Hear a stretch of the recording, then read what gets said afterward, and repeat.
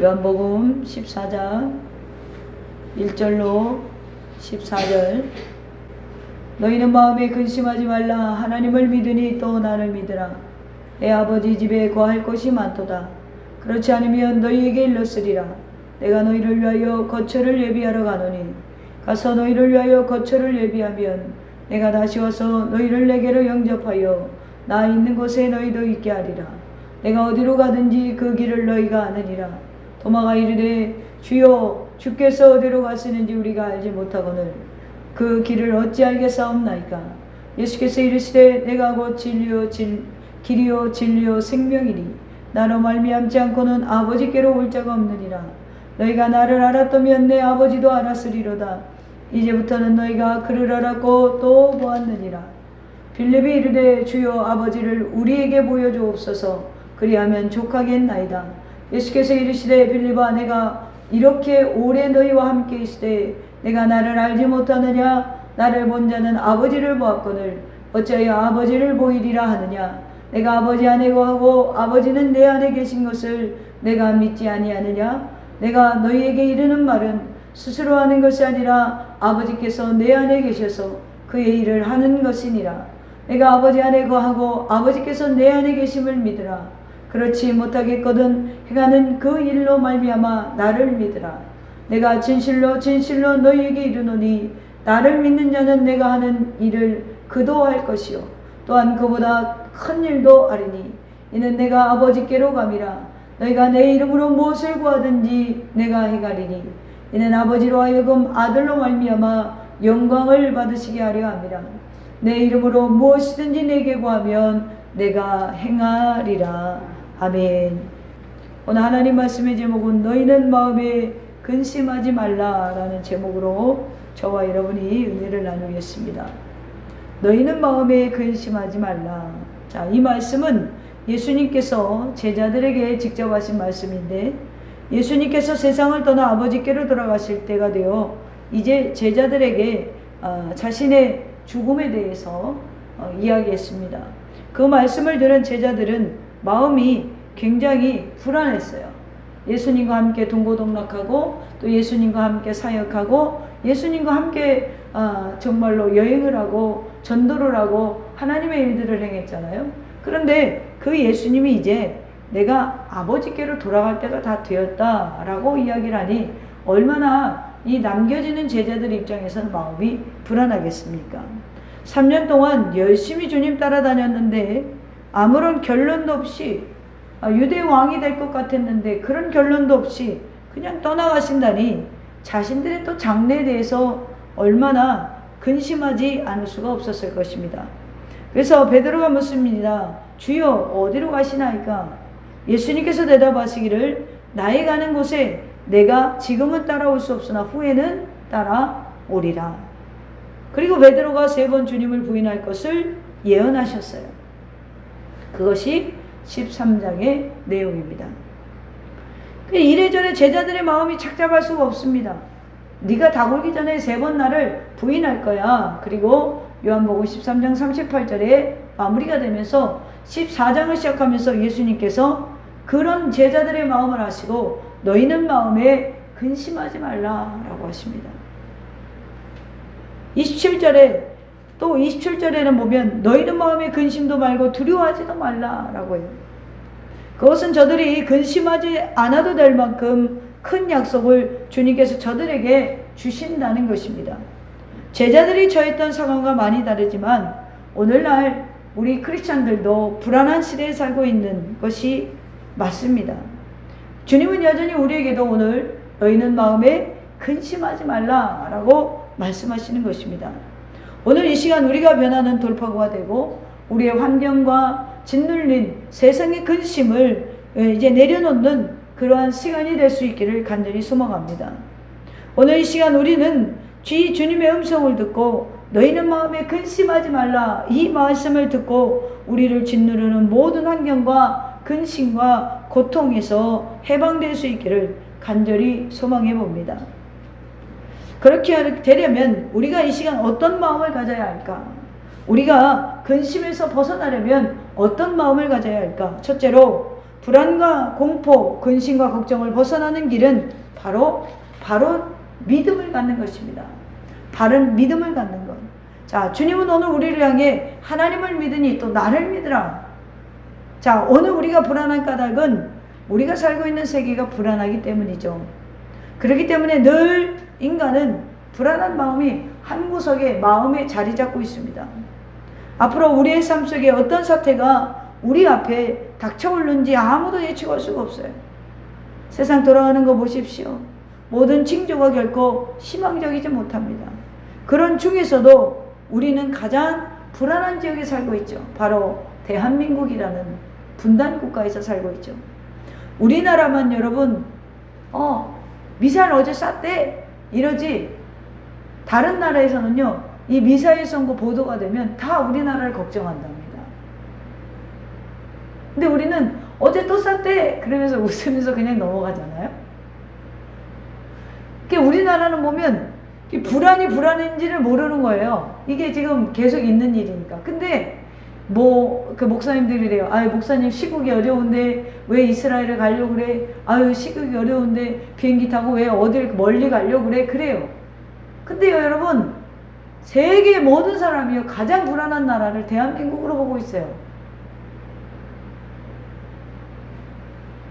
왜냐면 유일한 분단 국가이기 때문에 그래요.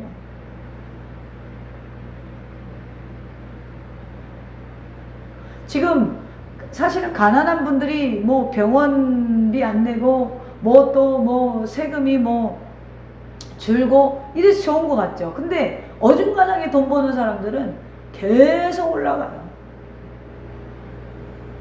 계속 올라가요. 빈부의 격차가 우리나라가 엄청 지금 커지고 있대요. 그러니 미래를 예측할 수 없는 그런 시대에 우리가 살아가고 있다는 것입니다. 우리나라 사람들만 오늘 뭐 먹을까? 내일은 뭐 해 먹을까? 3년 후에 먹을 매실까지 담아놓고 먹잖아요. 우리나라는. 평안한 거예요. 우리나라 사람들만. 근데 실상은 그렇지 않다는 거예요. 어제도 북한이 또 미사일을 쐈죠. 우리나라는 안팎으로 굉장히 시끄러워요. 지금 경제 문제 등 여간 불안한 사회가 아니죠. 또 일본과의 관계 때문에. 이런 세상은 살얼음판 위를 걷는 것처럼 불안하지 않을 수 없어요. 어쩌면은 이렇게 조용한 곳에서 신앙생활하는 것이 참 세상 물정 모르고 참 편안한 걸 수도 있어요.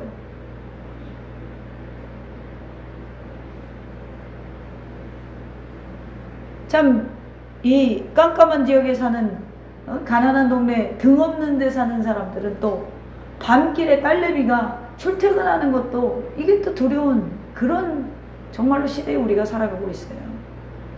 그런데 그런 걱정 없이 그냥 신앙생활만 하다 보니까 어떻게 보면은 참 시대적인 감각이 굉장히 떨어져 있는 사람들도 굉장히 많아요.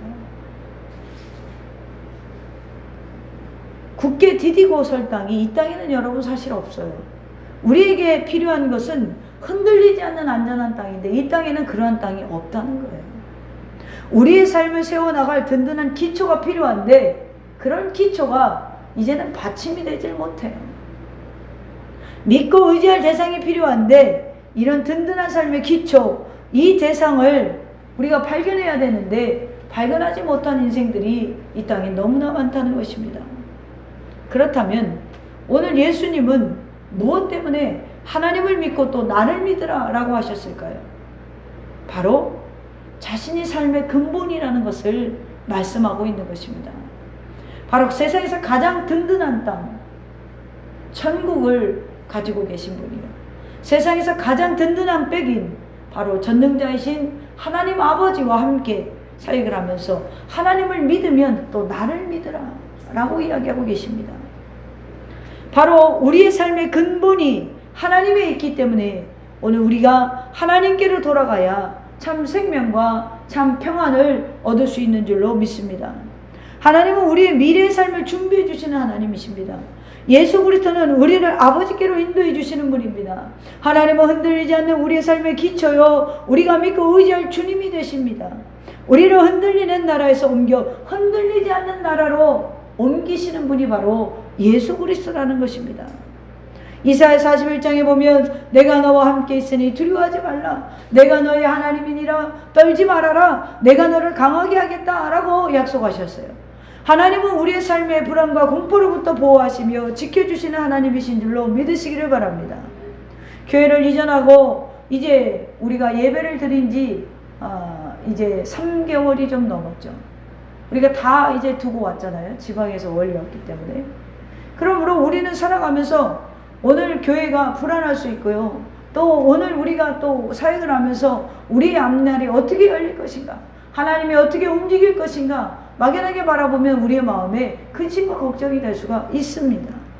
그런데 오늘 주님께서 우리의 이 마음을 아시고 너희는 마음에 근심하지 말라 라고 말씀하시는 거예요. 시편 125편에 보면 주님을 의지하는 사람은 시온산과 같아서 흔들리는 일이 영원히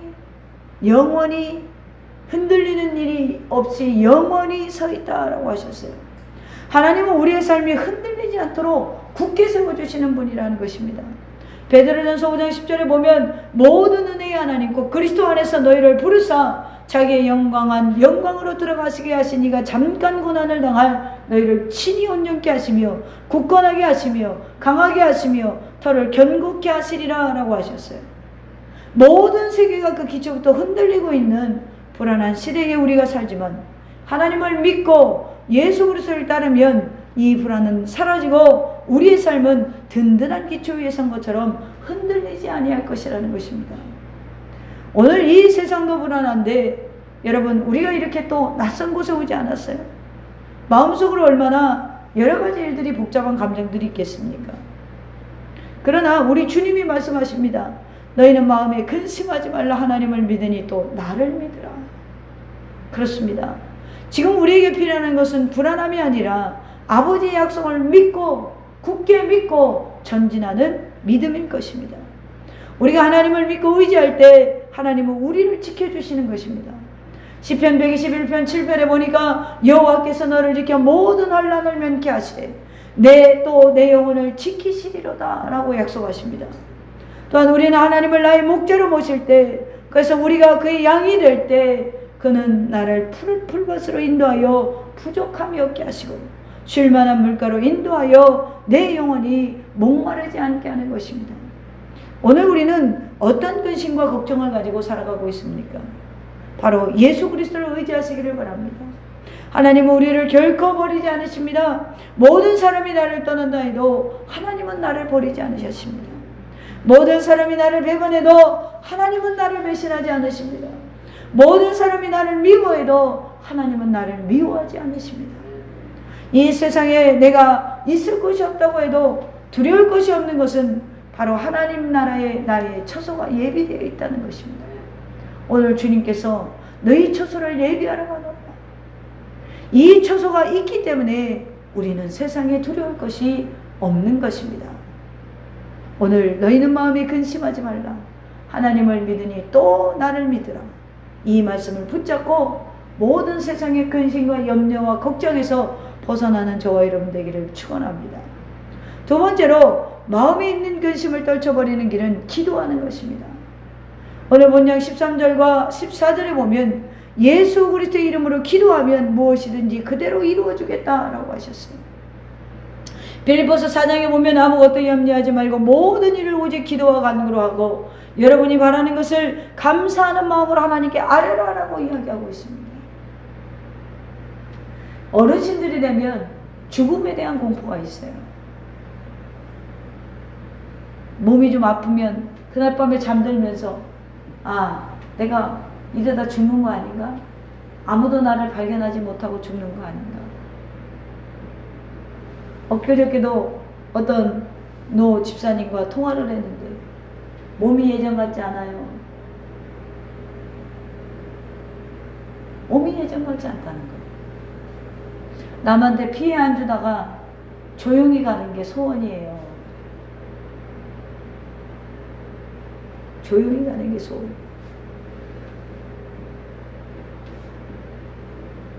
이 불안함들이 엄습해 올 때 이런 것만 있을까요? 세상에 사업을 하는 사람들은 불안감이 없을까요? 있겠죠. 이 돈을 투자하는데 내가 이 사업에서 망하면 어떡하지?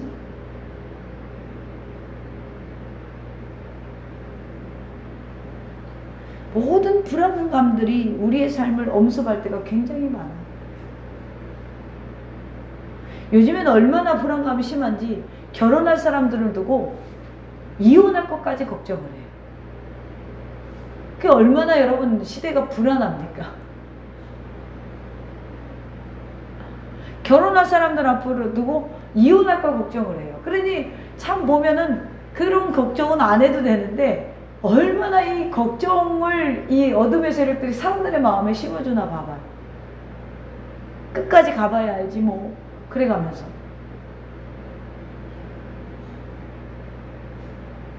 그러니까 얼마나 불안하겠어요. 사는 사람들은. 저 사람이 날 배신하진 않을까? 그런 또 염려는 없을까요?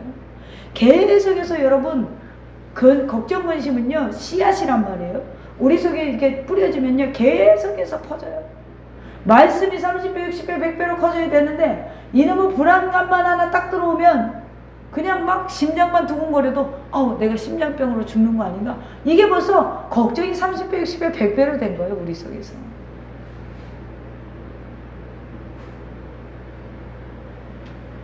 어느 날부터인가 교회에서도 이런 찬양을 안 하더라고요. 저 높은 곳을 향하여 날마다 나아갑니다. 소망 찬양을 안 한 지가 꽤 됐어요. 교회들이. 하늘 가는 밝은 길이 내 앞에 있거든. 이런 찬양을 안 부른 지가 교회들이 꽤 된 것 같아요.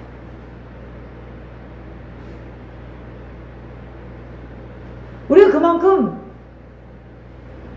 천국을 소망하고 이 땅에서 내려놓지 못하는 삶들을 살기 때문에 이 땅의 것들에 집착을 하기 때문에 더 근심과 걱정이 많아요.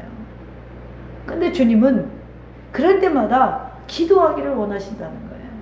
근심을 돌려 기도하라는 것입니다. 빌립보서 4장에 보면 아무것도 염려하지 말고 모든 일을 오직 기도와 간구로하고 모든 일을 기도와 간구로하고 우리가 바라는 건 감사함으로 하나님께 아뢰라. 그렇습니다. 기도는 하나님과 만나는 길이에요. 하나님과 교통하는 길이에요. 여러분 그런 경험 못 해보셨습니까? 너무나 불안하고 너무나 환경이 어려워서 막 밤새 기도하다 보면 그 불안함에서 해방되는 그런 거 못 경험해 보셨어요? 너무나 마음이 아프고 너무나 괴로워서 밤새 하나님 앞에 기도하는데 아침에는 입에서 콧노래가 나와요. 왜 그래요? 불안감에서 해방된 거예요. 그렇기 때문에 여러분 이 근심을 떨쳐버리는 거에 가장 큰 약은 여러분 세상이 만든 약이 아니에요. 바로 예수 그리스도의 이름으로 기도하는 것입니다. 우리가 무릎하기 아프면 약 발라서 그 진통을 없앨 수는 있어요. 그러나 이 마음의 병은 고칠 수가 없어요. 요즘에는 핸드폰을 켜면 이런 광고가 많더라고요. 또 우울증 무료 상담, 수십만 건의 우울증을 상담해서 고친 사례, 이런 것들이 굉장히 많아요. 그만큼 그런 환자들이 많다는 거예요. 즉 마음의 병이 걸린 사람이 많다는 거예요. 이 마음의 병은 바로 하나님만이 고칠 수가 있어요. 세상의 어떤 것도 마음의 병을 고쳐줄 수가 없어요. 잠깐이에요. 사랑이 고파서 남편에게 사랑을 구걸한다, 아내에게 사랑을 구걸한다. 그게 얼마나 갈까요? 사랑이 고파서 먹는 것으로 그것을 채워본다. 그러면 살밖에 더 찌겠어요? 그게 얼마나 갈까요? 마음의 근심과 불안감이 있을 때마다 기도하시기를 바랍니다. 바로 온전한 치료자 되시는, 예수 나의 좋은 치료자 되시는 그 주님께 기도하시기를 바랍니다. 슬픔이 변하여 기쁨이 될 것입니다. 눈물이 변하여 웃음이 될 것입니다. 괴로움이 변하여 즐거움이 될 것입니다. 요한복음에서 나타난 예수 그리스도의 인격은 완전히 하나님 아버지와 일치 속에서 찾아볼 수가 있죠. 이 완전하신 예수 그리스도 앞으로 여러분의 근심과 걱정을 가지고 나와 기도하시기를 바랍니다. 요한복음 15장 7절에 보면 내가 너희 안에 거하고 내 말이 너희 안에 거하면 무엇이든지 원하는 대로 구하라. 그리하면 이루리라. 제가 며칠 전에 이 내용을 설교했죠. 우리가 그리스도 안에 거하고 그의 말씀이 우리 안에 있을 때 우리에게 비로소 진정한 기도가 가능하고 하나님이 원하는 기도가 가능할 때 진정한 제자가 된다고 했습니다. 그러므로 예수님의 이름으로 기도한다는 것은 온전히 하나님 아버지의 뜻에 따라 영광을 돌리는 거예요. 그래서 여러분 근심을 갖고 나왔을 때 그 근심이 지금 당장 예를 들어서 부도가 났는데 하나님 나 부도 났어요. 어떻게 해요? 밤새 울었을 때 평안함이 오는 건 주님께 맡기기 때문에 평안함이 오는 거예요. 그 부도가 당장 밤사이에 해결이 돼서 평안한 게 아니에요. 기도를 하다 보면 주님을 신뢰하게 됩니다. 신뢰하기 때문에 내려놓게 되죠. 주신 것도 여호와시요 취하신 것도 여호와시요. 그럼 마음의 평안함이 오는 거예요. 그 문제 해결은 주님께 맡기고 내 삶의 근심은 주님께 던져버리는 거예요. 그럼 얼마나 좋아요? 우리의 근심을 맡길 대상이 있다는 것입니다. 성도 여러분, 예수님께서 하나님 아버지의 뜻에 순종하신 것처럼 우리가 기도하면 기도할수록 하나님의 뜻을 구하게 되고 하나님께 순종하게 돼요. 그렇기 때문에 참 평강이 오는 것입니다. 만약에 우리가 그냥 기도만 안 이루어진다 여기에 포커스를 맡기면 여러분 세상에 평안할 크리스찬이 어디 있어요? 기도하는 대로 100가지면 100가지 다 이루어지지 않잖아요. 아버지 뜻 가운데서 이루어져야 될 복만 이루어지잖아요. 오늘 우리가 기도 생활을 하지 않는 것은 아니지만 기도를 하면서도 불안함이 있어요. 기도를 하면서도 마음에 근심이 있어요. 기도를 하면서도 얼굴이 피질 못해요. 평안이 없어요. 왜 그러냐? 대체로 내 욕심과 내 뜻을 관찰시키는 기도만 하기 때문에 그래요. 하나님의 뜻을 앞세우는 기도로 내가 변해야 되는데 기도를 하면서 계속해서 그 응답에만 집착을 하는 거예요. 우리의 기도가 이루어지지 않는 것은 바로 이런 원인이 있는 것입니다. 기도는 내 뜻을 관찰시키는 것이 아니라 기도를 하면서 아버지와 교제하기 때문에 아버지의 뜻을 발견하는 거예요.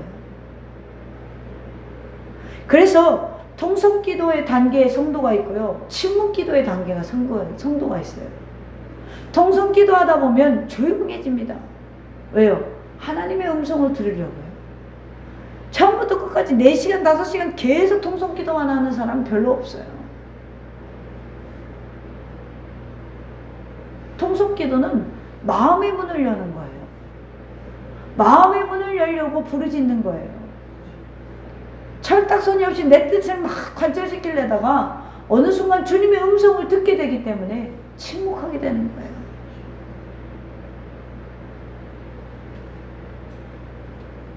지금 여러분 삶에 불안함이 있습니까? 어려움이 있습니까? 그러면 마땅히 자라갈게요. 기도할 때입니다.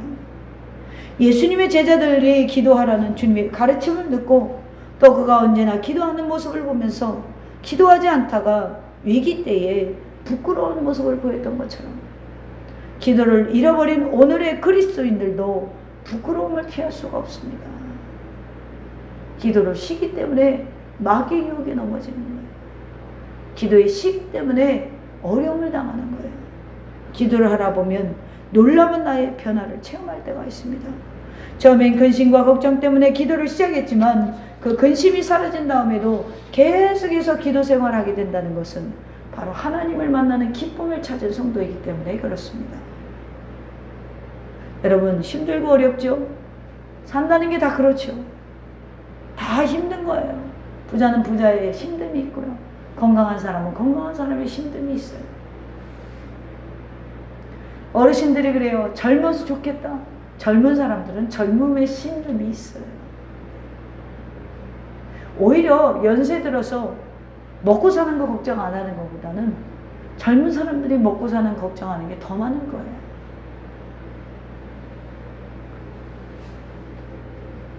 그렇다면, 그런 마음을 갖고 살아간다면 이제 무거운 짐을 가슴에 붙이고 있지 말고 나만의 기도 생활로 접어드시기를 바랍니다. 그리고 골방에서 주님을 은밀히 찾으세요. 그리고 그 주님을 만나시기를 축원합니다. 그리고 주님의 뜻을 분별하여 하나님 앞에 참 평강을 누리는 저와 여러분 되기를 주님의 이름으로 축원합니다. 또 끝으로 세 번째로 마음의 근심을 털어버리는 길은 다른 생각으로 근심을 몰아내는 것입니다. 오늘 본장 21절에 보면 나의 계명을 지키는 자라야 나를 사랑하는 자니 나를 사랑하는 자는 내 아버지께 사랑을 받을 것이요 나도 그를 사랑하여 그에게 나타내리라 라고 했습니다. 우리의 근심과 걱정은 대부분 나만을 생각하는 데서 비롯된 것이 많습니다. 제자들의 근심은 예수님께서 가기 때문에 사실 근심하는 게 아니에요. 남겨진 자기들이 어떻게 하지? 우리는 어떻게 할까? 여기에 근심이 빠진 거예요. 예수님이 떠난다는 건 핑계죠. 어떤 포장이죠. 결국엔 마음에 자기들이 근심하는 건 영적인 지도자가 사라지기 때문에 우리는 어떻게 하지? 라는 것입니다. 예수님께서 이 땅에 영광의 보좌에 이르실 때 자기들도 한몫 단단히 차지할 것이라는 기대가 깨지는 데서부터 비롯된 것입니다. 어떻게 하든지 예수님께서 이 땅에 계셔야 무슨 일이 될 텐데 이 예수님께서 가버리신다니 크게 낙심할 수밖에 없는 것입니다. 제자들의 욕심이 제자들의 마음에 불안과 근심을 일으킨 원인이 된 것입니다. 이런 제자들에게 예수님은 새 계명을 줍니다. 요한복음 13장 34절로 35절에 보니까 이제 나는 너희에게 새 계명을 준다. 서로 사랑하라. 내가 너희를 사랑한 것 같이 너희도 서로 사랑하라. 너희가 서로 사랑하면 모든 사람이 그것으로서 너희가 나의 제자인 줄 알게 될 것이니라. 할렐루야.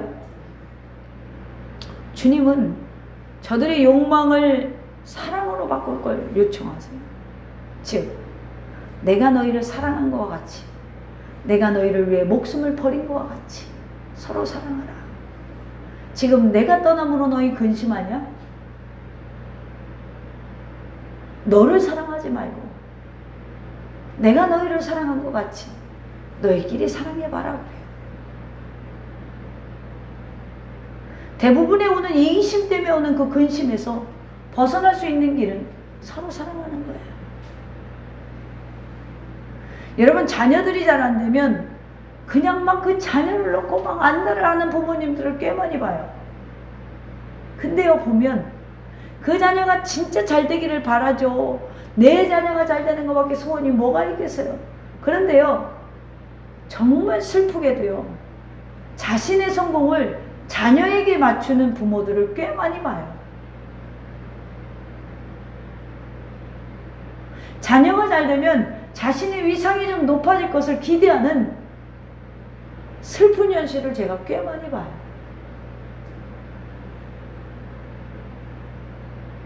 진짜 잘 되길 바라면서 왜 자기 뜻대로 하려고 하십니까? 매번 그 질문을 하고 싶어요. 자녀가 진짜 잘 되기를 바라는데 왜 내 뜻대로 하기를 바라요? 그게 진짜 자녀가 잘 되기를 바라는 걸까요? 일단 내 뜻대로 하면 안 되는 이유가 뭔지 아세요? 여러분 시대가 아니기 때문에 그래요. 다시 말하면 내가 태어난 시대에 내 자녀가 태어나질 않았어요. 그렇기 때문에 내가 보는 관점과 자녀가 보는 관점은 달라요. 그러면 내 자녀들이 살아갈 세상은 내가 살아온 세상이 아니에요. 그렇기 때문에 부모의 뜻대로 움직인다는 건 어쩌면 실패의 가능성이 많아요. 그런데도 내 말을 들어야 된다고 외치는 부모님들을 꽤 많이 봐요. 저는 거기에 의문을 가져요. 진짜 사랑하는 걸까?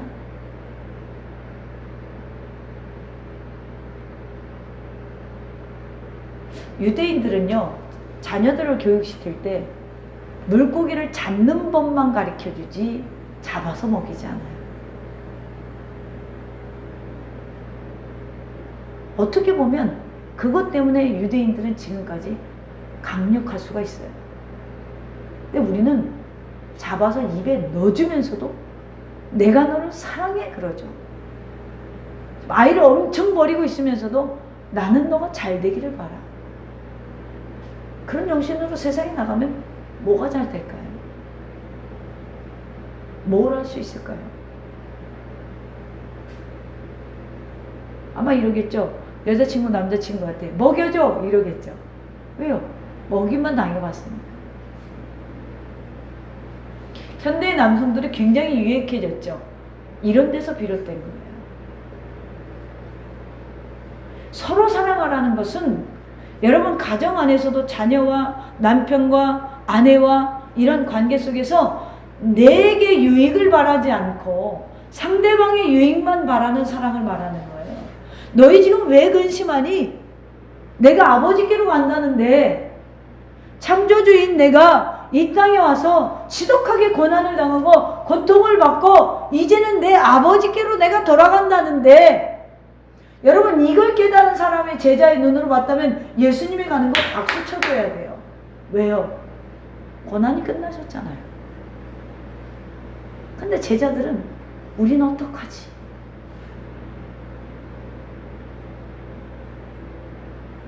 거기에 빠져버려요.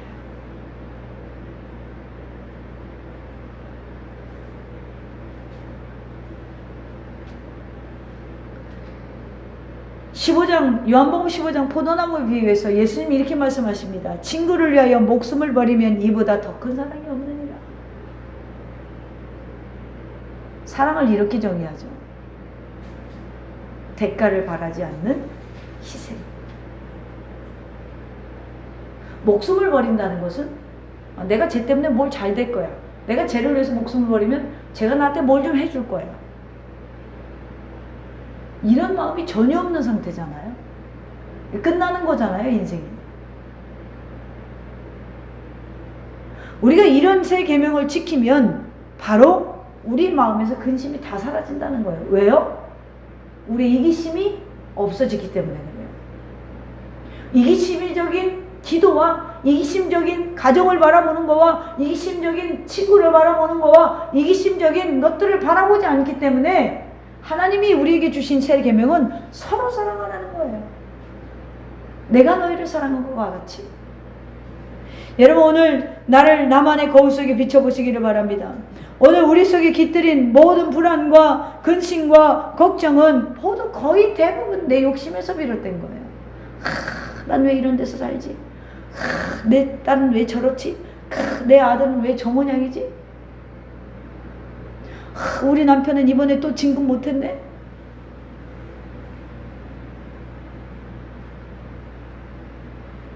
하나님 아버지의 뜻에 완전히 순종하신 예수 그리스도를 본받아 우리도 우리의 욕심을 버리고 하나님의 뜻을 따라 나갈 때 비로소 우리의 근심과 걱정에서 벗어나 적극적으로 사랑을 행하는 주님의 제자들이 될 것입니다. 사랑하는 성도 여러분, 너희는 마음에 근심하지 말라. 즉 전능하신 하나님이며 우리의 죄를 모두 용서하여 주신 예수 그리스도를 믿고 그에게 모든 문제를 맡기면 그가 해결해 줄 뿐 아니라 능력과 사랑을 부어주셔서 우리로 승리하게 하신다는 것을 잊지 마시기를 바랍니다. 하나님을 바라보면서 그 하나님을 바라보면서 내 욕심은 내려놓는 기도를 매일 하시기를 바랍니다. 그리고 하나님의 사랑으로 채우세요. 내 욕망으로 채운 것이 아니라 하나님의 사랑으로 채우세요. 제 카톡 대화명이 이겁니다. 욕망은 있는 99가지보다 없는 한 가지를 불평하게 한다. 여러분 가운데 없는 것을 탓하지 말고 있는 것으로 자족하며 하나님의 뜻을 분별해 보세요. 이 환경이 왜 내게 주어졌는가? 이 환경 때문에 내가 지금 어떻게 살아가고 있는가? 오늘 삶이 불어날수록 하나님의 뜻을 구하는 저와 여러분 되기를 소망합니다. 가정에서나 또 사업장에서나 친구 관계에서나 이기적인 마음을 버리고 그를 위하여 헌신할 수 있는 믿음의 자리로 나아갈 수 있는 저와 여러분 되기를 주님의 이름으로 축원합니다.